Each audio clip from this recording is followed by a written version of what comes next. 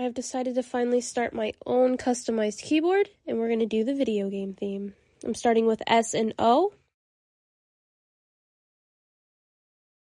To begin, I'm going to start off by sanding them, get them primed and ready for paint.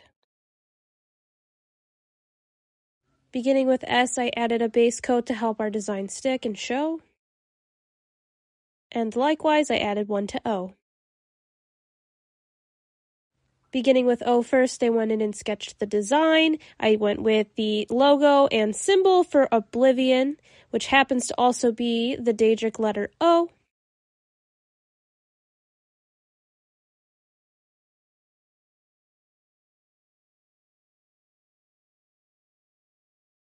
S was kind of tricky, but I settled on a safe shadow mark from Skyrim.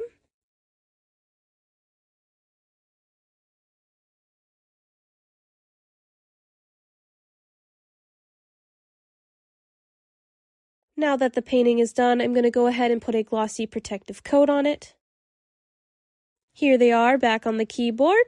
Let me know what you'd like to see next.